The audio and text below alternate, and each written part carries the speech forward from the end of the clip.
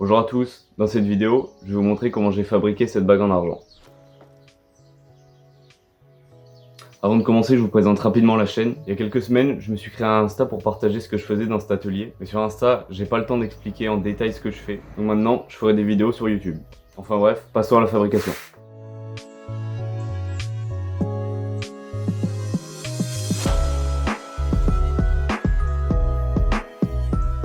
Habituellement, je sculpte le modèle de la bague à partir d'un bloc en cire comme celui-ci. Ici, vu que je fais juste un anneau, j'en prends juste un petit bout que je vais faire fondre dans un bouchon de bouteille pour lui donner une forme circulaire.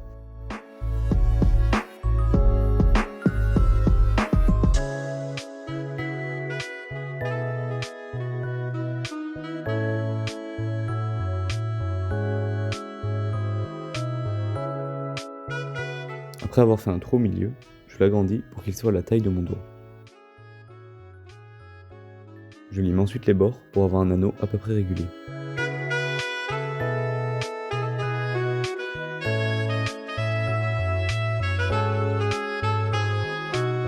Pour avoir une forme triangulaire sur le dessus de la bague, je lime chaque côté avec un angle à peu près égal. C'est pas très clair comme ça, ne vous inquiétez pas, vous comprendrez dans quelques secondes.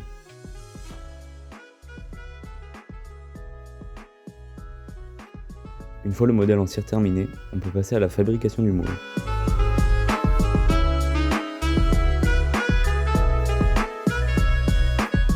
Pour ce faire, je vais compacter de la terre de Delft dans la première partie du cadre. La terre de Delft est une sorte de sable humide qui, une fois compacté, garde la forme qu'on lui a donnée. Je mets du talc pour qu'une fois le moule terminé, les deux parties se séparent bien.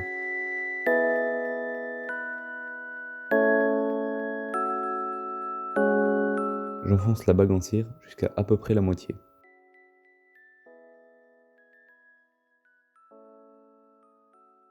Je viens placer la deuxième partie du cadre, et je répète le même procédé que pour la première partie.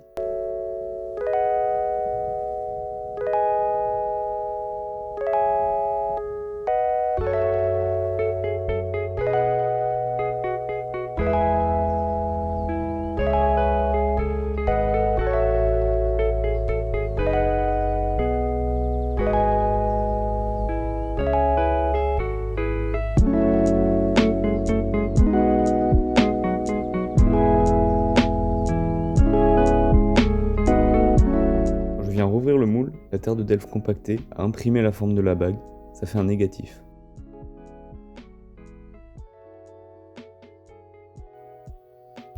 Je viens donc délicatement enlever la bague. Avant de refermer le moule, je fais la cheminée de coulée, c'est par là qu'arrivera l'argent en fusion.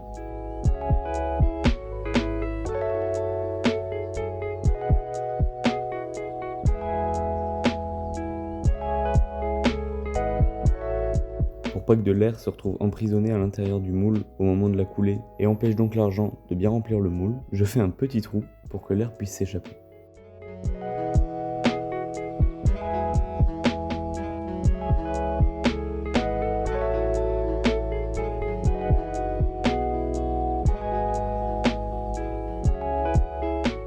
Le moule est prêt, on peut rassembler les deux parties et passer à la partie la plus intéressante, la coulée de l'argent.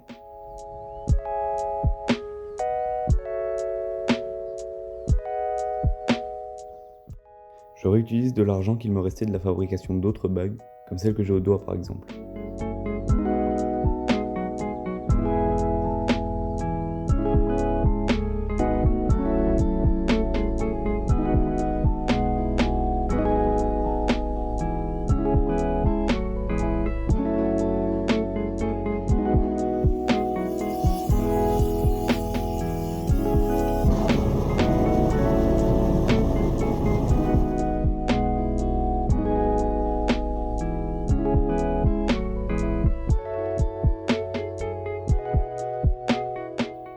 Si vous voulez refaire une bague comme ça, il y a quelque chose à savoir.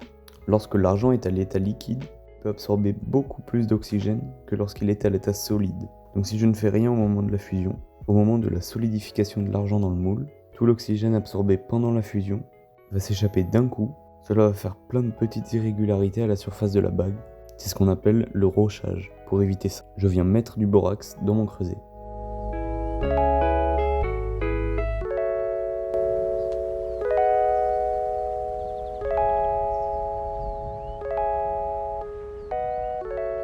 À l'ouverture du moule, la bague a sa forme finale, mais il faut encore couper la cheminée de coulée, la poncer avec du papier de verre, puis la polir.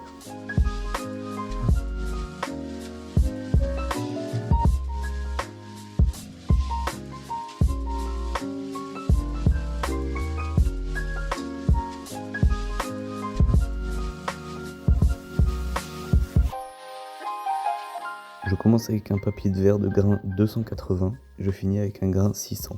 Idéalement, il faudra un grain beaucoup plus fin, comme du 1000 ou du 2000, mais je n'en avais pas, donc on s'en passera. Finalement, je polis la bague avec un disque en tissu et un peu de pâte à polir.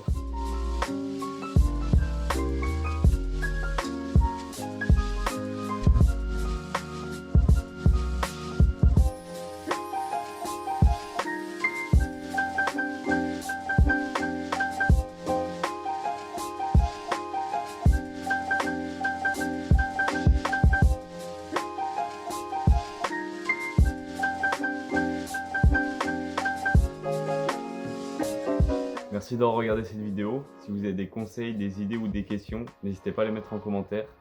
On se retrouve bientôt pour une vidéo complètement incroyable.